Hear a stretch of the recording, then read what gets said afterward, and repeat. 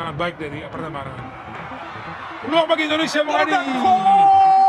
Sandy Walsh. Senjata kita, Bung Adi, lemparan pertama. Saya akan memberikan analisa dari pertandingan Piala Asia antara Indonesia versus Jepang yang berakhir untuk kemenangan Jepang dengan skor 3-1. Artinya Indonesia kalah 2 kali ya di fase grup teman-teman, karena sebelumnya kalah lawan Irak dengan skor yang sama. Tapi menurut saya teman-teman, kita juga jangan berkecil hati. Karena kalau yang saya cermati dalam 3 pertandingan fase grup, para pemain Indonesia bermain Spartan. Saya tidak melihat ada rasa takut dari para pemain Indonesia. Mulai dari pertandingan lawan Irak, apalagi kemudian lawan Vietnam, dan juga tadi lawan Jepang. Saya mengatakan ini secara jujur dari lubuk hati saya. Dan saya salut dengan perjuangan dari para pemain yang mayoritas adalah pemain-pemain muda. Memang Jepang jauh di atas kita teman-teman, jauh di atas timnas Indonesia. Tapi di atas lapangan tadi, saya tidak melihat para pemain melakukan kesalahan-kesalahan yang mendasar. Artinya apa? Artinya para pemain Indonesia bermain dengan level kepercayaan diri yang bagus. Walaupun mereka berhadapan dengan salah satu tim yang difavoritkan untuk menjadi juara Piala Asia dan tim yang sudah langganan bermain di Piala Dunia. Apalagi kita tahu bahwa para pemain Jepang jauh lebih matang. Ini kurang lebih adalah materi pemain dari timnas Jepang yang sama yang bermain di Piala Dunia. Beberapa waktu yang lalu kan di Qatar yang membuat kejutan juga ketika bermain di sana, betul kan? Tapi lihat mental bertanding dari para pemain Indonesia. Luar biasa kan? Skornya bikin gue kaget. Kagetnya itu dalam artian yang positif. Karena gue pikir kita lawan Irak aja bisa kegolan segitu banyak. Gue pikir lawan Jepang kita mungkin 4 atau 5 gol kita bisa kemasukan. Tapi alhamdulillah enggak. Alhamdulillahnya itu kita cukup bisa melawan. Bahkan mungkin Jepang pun kaget dengan perlawanan dari kita gitu. Kita bisa nyetak gol. Sandy Walsh golnya walaupun di menit akhir, tapi kita bisa mencuri angka di situ. Bagi gue, timnas Indonesia ini lebih dari bagus. Lebih dari bagus itu bukan mengada-ada. Karena apa? Karena kita mesti balik lagi, kita mesti ngaca sama diri kita.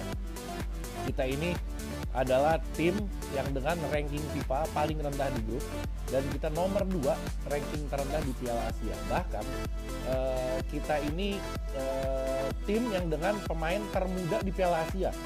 Tapi dengan torehan yang kita hasilkan di Piala Asia, kita ini nggak pernah ngegolin di fase grup. Di semua pertandingan kita ngegolin. Kita lawan Irak ngegolin, kita lawan Vietnam ngegolin, kita lawan Jepang ngegolin. Kita selalu mencetak gol. Ini poin positif buat Indonesia yang tadinya banyak orang meragukan kualitas kita untuk level Piala Asia. Ternyata di Asia juga kita masih bisa sedikit berbicara. Oke, itu yang pertama. Terus gue ngeliat keberaniannya juga, mental para pemainnya juga kayaknya dia siap banget mau lawan Jepang, mau lawan siapa. Kayaknya dia datang dengan keberanian gitu. Mungkin dari segi kualitas kita kalah dari Jepang, tapi keberanian itu kita nggak kalah. Pede aja. Biasanya kita ini agak unik ya. Biasanya kita deg-degan itu kalau mau ketemu Thailand atau ketemu Vietnam. Bisa deg-degan nih kita nih. Tapi kali ini enggak. Kali ini kita ketemu Jepang, deg-degan, ketemunya Irak. Jadi level kita sebenarnya udah naik. Dari segi penontonnya levelnya naik, dari segi mental pemainnya naik, dari segi ekspektasi kita juga sebenarnya naik. Ini progres yang sangat bagus untuk timnas Indonesia. Sandy Walsh luar biasa. Bahkan tadi nyetak gol juga. Nyetak gol ke gawang Jepang itu nggak gampang, tapi dia bisa nyetak itu.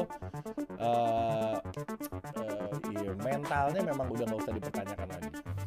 Tapi menurut lo hasil melawan Jepang ini akan menjadi penentu buat nasib Sintayong nggak? Enggak. Seperti halnya yang dilontarkan kritikus kepada STY dan ya, timnas kita. Semua orang punya hak bicara. Jadi yang anti Sintayong itu juga punya hak. Biar netizen ya. Gue harap Erick Thohir pulang dari PN, nggak usah tunggu Piala Asia U23, perpanjang kontrak Sintayong. Jelas-jelas ada progres kok, ya kan? Dan ini kan pemain yang bukan langsung gabung udah lama bareng. Ini kan pemain yang paling muda. Tim yang diremehkan oleh beberapa pandit dan mereka sudah membuktikan bisa. Sampai diralat lah pandit luarnya ya. Mau lolos atau nggak lolos sampai dibahas sama pandit Malaysia, gila Indonesia bisa menang dan mereka tim termuda. Sementara kita tim yang paling senior. Gimana kita ke depannya? Dan pandit-pandit luar itu yang gue respect adalah mereka nggak sekalipun ngebahas soal pemain naturalisasi atau Iya. pemain dari Iya. yang dari luar gitu. Karena mereka menganggapnya ya ini tim Indonesia semua yang memang pemain-pemainnya Ya, memang masih harusnya di seperti usia itu. muda gitu kan. Bukan lagi bahkan pandit lokal seperti kita masih ada yang mengkotak-kotakan kan. Sementara pandit luar udah menganggap udah ini kekuatan Indonesia, bukan karena lu disuntikin pemain luar jadinya lu sekarang jago kayak gitu kan. Dan semua orang juga tahu yang namanya tim muda itu it goes ups and down. Oh, setuju. Tapi progresnya harus ada. Ya, Dan ya. jelas-jelas progres di bawah Sintayong itu ada. Makanya tim ini bisa bertahan minimal 6 tahun dengan pemain-pemain yang sama. Ya. Kecuali Jordi Amat Ya, mungkin. udah lewat loh. Ya, Ya kan? udah tua ya. Tapi masih ada Rizky Ridho, Masih banyak masih back ada Elkan, Hubner masih aja back ada tengah. Hubner, semua muda semua. Ya. Jadi tim ini masih bisa lama gitu loh. Alasan apa kalau lu datengin pelatih baru bisa lebih bagus? Iya, penampilan sih bagus. Yang kayak begitu, main punya karakter, punya darah, punya nyali gitu. Cuman memang begitu lawan yang lebih tinggi levelnya di Asia, pragmatis lagi pasti, akan defend lagi, bisa dipahami. Tapi sebetulnya kualitas yang harus dibangun itu adalah kualitas permainannya, performa timnya, ada konsistensi gitu. Cuma persoalannya kan sebetulnya bagaimana menilai objektivitas kualitas permainan timnas itu. Kayak sekarang kan euforia, seolah-olah satu kemenangan itu menghapus sekian kekalahan gitu kan. Seolah-olah, makanya saya bilang itu cuci dosa. Ini saya duga, lihat aja, amplifiernya akan terus mengalir, gembar-gembornya mengalir. Kalau saya berusaha dalam posisi di tengah aja, balance gitu loh. Jadi tidak akan tiba-tiba jadi terharu atau gimana gitu.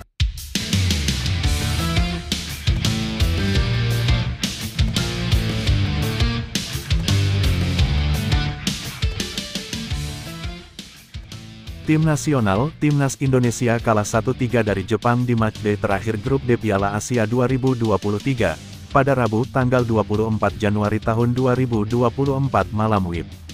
Bermain di Stadion Altumama, Doha, Qatar, Garuda kalah gara-gara 2 gol yang dicetak Ayase Ueda di awal babak pertama dan babak kedua. Lalu gol ketiga Jepang terjadi gara-gara gol bunuh diri Justin Hubner di menit 88. Sedangkan gol Garuda dicetak Sandy Walsh di menit 90+1. Dengan hasil itu, Jepang memastikan diri lolos ke 16 besar dengan status runner-up grup D Piala Asia 2023. Jepang menemani Irak yang sudah lolos lebih dulu sebagai juara grup. Sedangkan Timnas Indonesia yang kalah kini bertengger di peringkat ketiga.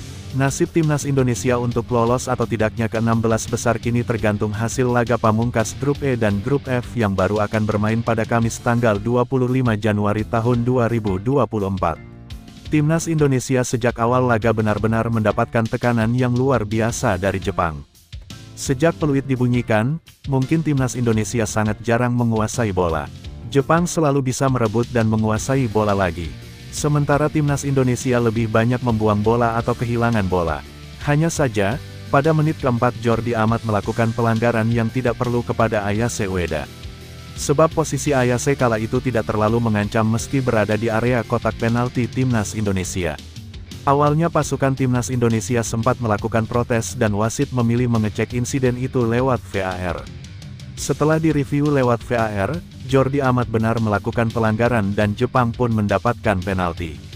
Ayase yang dipercaya mengambil penalti itu berhasil melakukan tugasnya dengan baik.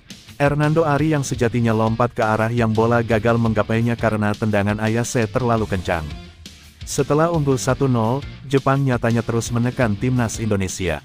Setidaknya 70% penguasaan bola dikuasai Jepang. Jepang mencatatkan 6 peluang dan 1 shoot on goal. Sedangkan Garuda belum berhasil mencetak peluang. Memasuki babak kedua, pelatih Timnas Indonesia terlihat belum melakukan pergantian pemain. Begitu juga yang dilakukan juru taktik Jepang, Hajime Moriyasu. Dengan mempertahankan 11 pemain yang sama, kedua tim pun tampil dengan permainan cepat lagi. Namun, Jepang jelas masih menguasai jalannya pertandingan, bahkan mereka langsung menambah gol di menit 52 berkat aksi Ayase Ueda lagi. Kali ini Ayase Ueda mencetak gol usai meneruskan umpan silang dari Ritsu Doan. Skor 2-0 untuk keunggulan Samurai Biru. Melihat kondisi itu, Shin Tae-yong langsung memasukkan pemain baru. Ia memainkan Witan Sulaiman yang menggantikan Yakob Sayuri. Jepang turun memainkan pemain baru seperti Takumi Minamino, Daizen Maeda. Timnas Indonesia juga menarik Egy yang terlihat cedera dan Sintayong memainkan Elkan Bagot. Meski begitu, pada akhirnya Timnas Indonesia tetap gagal mencetak gol. Malahan Garuda kalah 0-3 dari Jepang karena gol bunuh diri Justin Hubner di menit 88.